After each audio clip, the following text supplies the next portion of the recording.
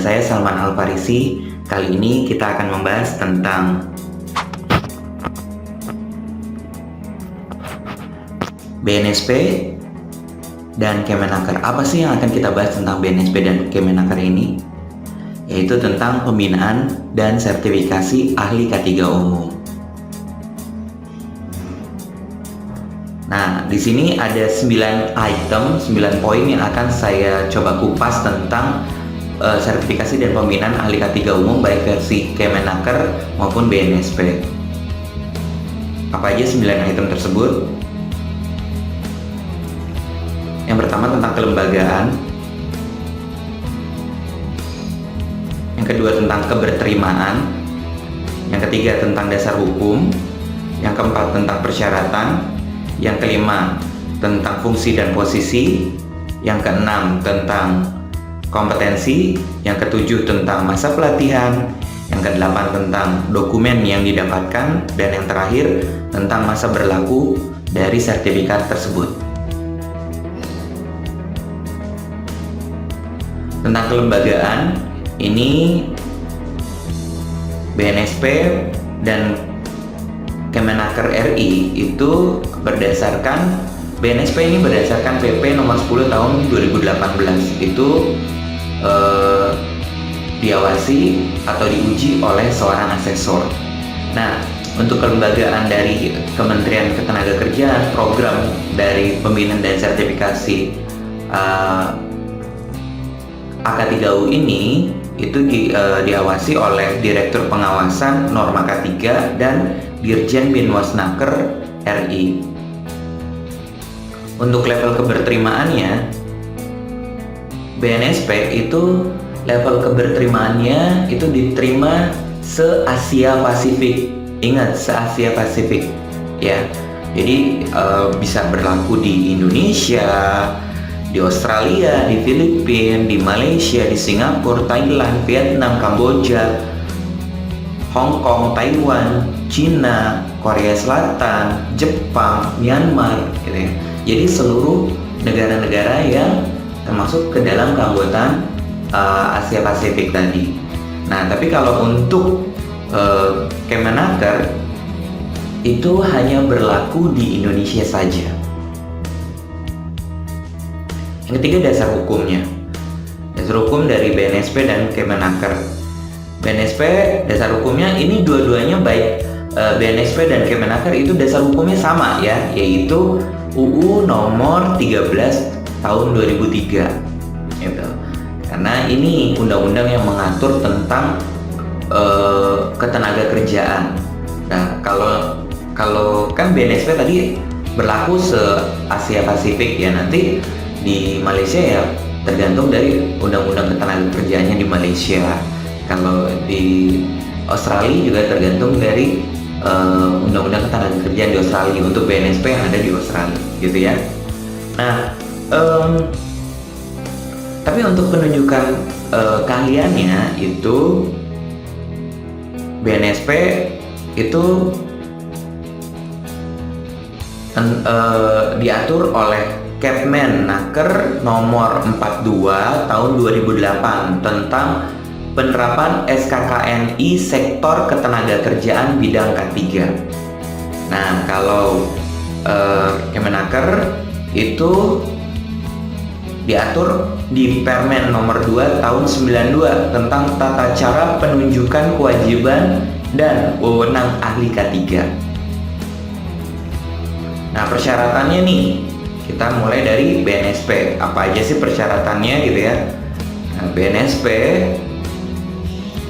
itu untuk tingkat muda itu persyaratannya bisa nih sarjana K3 S1 pengalaman kerja minimal 6 bulan di bidang K3, atau S1 teknik non K3 itu pengalaman kerja 1 tahun di bidang K3, atau S1 non teknik plus non K3 pengalaman kerja 1 tahun bidang K3, atau D3 pengalaman kerja 2 tahun di bidang K3, atau SLTA pengalaman 3 tahun di bidang K3. Itu untuk tingkat muda. Nah, sekarang tingkat madya itu bisa diikuti oleh pendidikan sarjana K3, sarjana S1 K3 ya. Pengalaman kerjanya 2 tahun di bidang K3. Atau bisa juga S1 teknik, pengalaman kerja 5 tahun di bidang K3. Atau S1 non teknik, non K3, pengalaman kerjanya 7 tahun di bidang K3.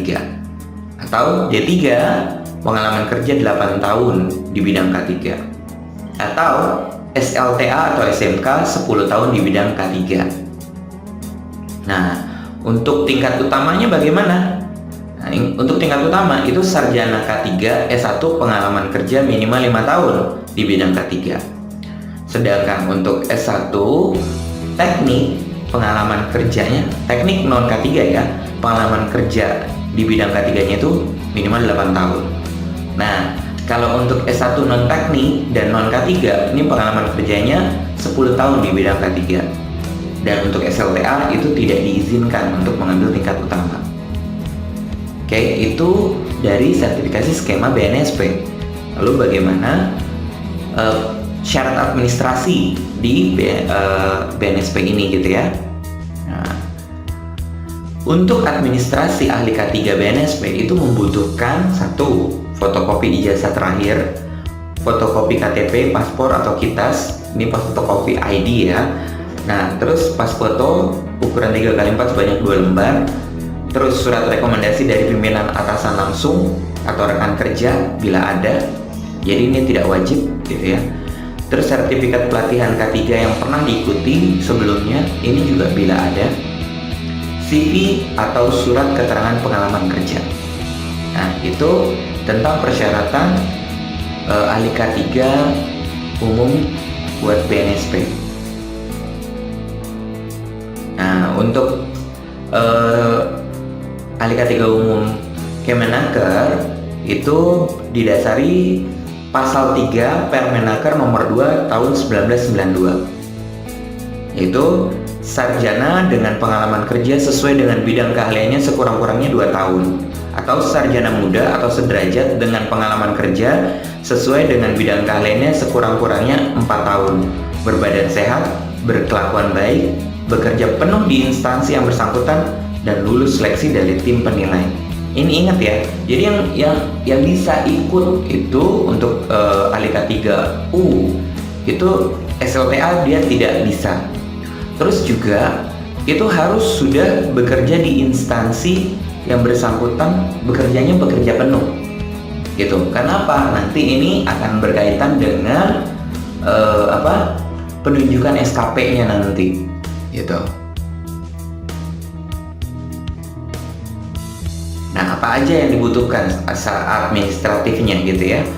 Itu dibutuhkan daftar riwayat hidup, surat keterangan pengalaman kerja di bidang K3, surat keterangan berbadan sehat dari dokter, surat keterangan pemeriksaan psikologi yang menyatakan sesuai untuk melaksanakan tugas sebagai ahli K3, surat berkelakuan baik dari polisi, surat keterangan penyataan bekerja penuh dari perusahaan atau instansi yang bersangkutan, fotokopi ijazah atau surat tanda tamat belajar berakhir, dan yang terakhir sertifikat pendidikan khusus K3 apabila yang bersangkutan memilikinya. Nah, itu berdasarkan persyaratannya. Kita lanjut ke berdasarkan fungsi dan posisinya. Ini BNSP dan Kemenaker. Bedanya adalah BNSP itu hanya melekat pada individu yang merupakan pengakuan atas kompetensi seorang individu dan terbatas dalam memiliki wewenang yang terdapat pada organisasi atau perusahaan.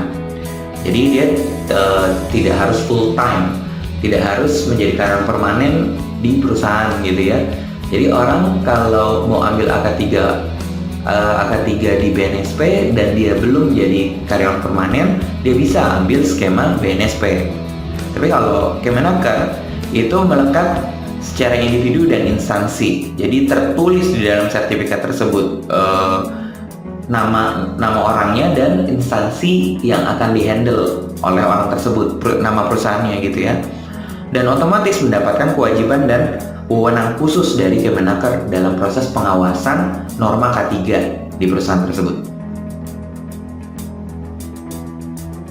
Nah, untuk kompetensinya ini BNSP itu berdasarkan Kepmen nomor 42 tahun 2008. Itu kompetensinya ada 7, yaitu mengumpulkan, menganalisis dan mengorganisasi informasi, mengkomunikasikan ide-ide dan informasi, merencanakan dan mengorganisasikan kegiatan, bekerja sama dengan orang lain dan kelompok, menggunakan gagasan secara sistematis dan teknis, memecahkan masalah, dan yang terakhir adalah menggunakan teknologi.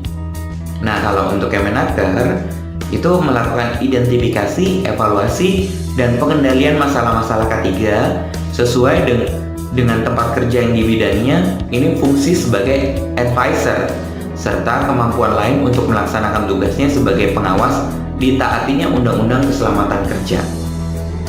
Sehingga ahli K3 lebih dituntut penguasaan perundang-undangan terkait dengan K3, organisasi K3 atau P2K3, dan penulisan laporan-laporan yang bersifat wajib. Masa pelatihannya untuk BNSP itu masa pelatihannya 4 hari kerja, dan untuk sertifikat Kemenaker RI ini 12 hari kerja. Tapi ingat, tidak diembel-embeli dengan tambahan-tambahan sertifikat misalnya ada 20 in 1 gitu ya. Jadi kalau ada tambahan-tambahan yang selain daripada sertifikat AK3UN yang akan diperoleh gitu ya, itu harus melebihi dari 12 hari kerja. Kalau tidak, berarti itu akan memakan waktu pelaksanaan AK3UN tadi, dan itu berarti tidak sesuai dengan ketentuan yang berlaku. Nah, dokumen yang didapatkan ya untuk BNSP, dia akan mendapatkan sertifikat kompetensi. Tapi kalau untuk Kemenaker RI ini ada 3. Yang pertama, sertifikat calon ahli K3 umum. Lalu yang kedua, dia akan mendapatkan surat keputusan penunjukan atau yang kita kenal dengan SKP. Lalu yang ketiga, kartu tanda kewenangan atau KTK. Nah, untuk yang terakhir ini masa berlakunya ya, BNSP itu masa berlakunya 3 tahun, Kemenaker RI juga 3 tahun. Nah, tapi sama-sama 3 tahun, tapi ada bedanya nih. BNSP itu ketika berakhir, maka dia harus dilakukan uji kompetensi kembali. Kalau Kemenaker itu tidak perlu dilakukan uji kompetensi kembali. Cuma yang harus diperpanjang adalah dokumen SKP-nya, surat keputusan penunjukan tadi, dan lisensi K3-nya. Nah, tidak harus mengikuti ujian ulang, tapi dia harus memenuhi persyaratan dokumen berdasarkan Permenaker nomor 2 tahun 92 pasal 7. Nah, untuk referensi keputusan Kepmen nomor 38 tahun 2019 tentang penerapan SKKNI bidang K3 itu ada 3 bagian. Yang pertama, sebagai operator K3 umum, teknisi K3 umum, dan ahli K3 umum yang terakhir, gitu ya. Jadi ini harus diketahui. Jadi nggak selalu kita harus ambil ahli K3 umum, ahli K3 umum. Kita lihat level yang sesuai sama diri kita, gitu ya. Nah, berikut pola sertifikasi bidang K3. Ini berdasarkan KKNI kualifikasi yang level 9 ya. Nah, kita lihat di sini ada sertifikasi berdasarkan spesialis dan generalis. Nah, dihubungkan juga dengan klasifikasi di dunia kerja. Nah, kita lihat di sini gambar ini. Di level kualifikasi level 1 sampai level 3 itu untuk kualifikasinya itu teknis operator K3 umum. Jadi dia bisa ambil gitu ya.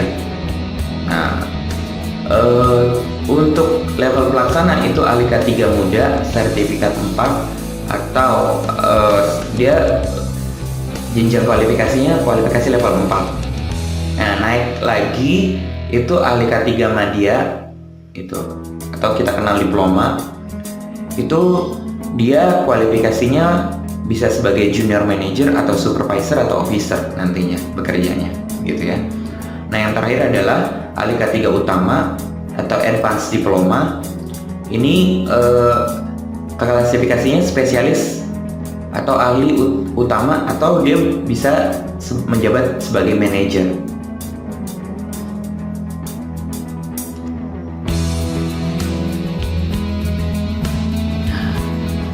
Jadi jangan kaget kalau nanti ketika Anda sudah menjadi ahli K3U gitu ya, baik itu di BNSP atau di Kemenaker, itu harus dapat membuat HSE plan. Jadi tidak lagi minta template atau contoh dari Hiradesi atau JSA gitu. Untuk hal itu bukan leveling atau bukan ranah dari ahli K3U, tapi ranah dari, kan ada dua lagi ya, ada teknisi K3 umum dan operator K3 umum tadi. Nah itu ranahnya ranah mereka, bukan ranah ahli K3 umum gitu untuk mengurusi JSA dan Hiradesi tadi gitu. Nah kita lihat di sini jenjang kualifikasi 3, 4, 5, 6, 7 gitu ya. Nah untuk 3 ini staff atau assistant clerk, ini sertifikasinya tanggung jawabnya sebagai administrasi, peran kerjanya melaksanakan instruksi kerja. Ini sikap kerja berdasarkan SKKNI MSDM, itu sebagai ahli K3 muda gitu, atau operator K3 umum gitu. Nah level 4 masih sama, supervisor atau koordinator atau superintendent. Ini sertifikasinya tanggung jawabnya bersifat operasional, peran kerjanya menjalankan SOP. Dia juga masih sama, ahli K3 muda, cukup ambil ahli K3 muda ya, atau operator K3 umum gitu kalau di sertifikasi Kemenaker. Nah untuk level manager, jabatan manager atau jenjang kualifikasi 5, ini sertifikasinya bersifat taktis, peran kerjanya membuat sistem. Ini level yang harus diambilnya adalah ahli K3 Madya, oke? Atau kalau di Kemenaker, di versi Kemenaker ini masuk ke dalam teknisi K3 umum gitu. Nah level 6 itu sebagai head atau senior manager atau ahli atau konsultan. Itu sertifikasinya tanggung jawabnya bersifat strategis, peran kerjanya membuat kebijakan. Nah ini baru kita ambil ahli K3 utama, atau kalau di Kemenaker itu ahli K3 umum Kemenaker. Nah jabatan yang terakhir jenjang kualifikasi ke-7 itu direktur, GM atau vice president. Ini strategi puncak, membuat peran kerjanya membuat strategi. Ini sikap kerjanya berdasarkan SKKNI-nya ini berada di puncak. Jadi ini belum kita atur nih bagaimana nih jenjang sikap kerja buat level puncak ini gitu ya, karena kita baru mengatur sampai level utama saja atau sampai level ahli K3 saja gitu.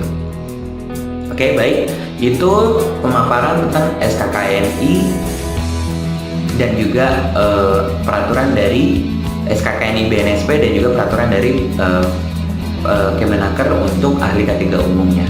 Terima kasih. Apabila Anda memiliki pertanyaan-pertanyaan, silahkan tuliskan di kolom komentar.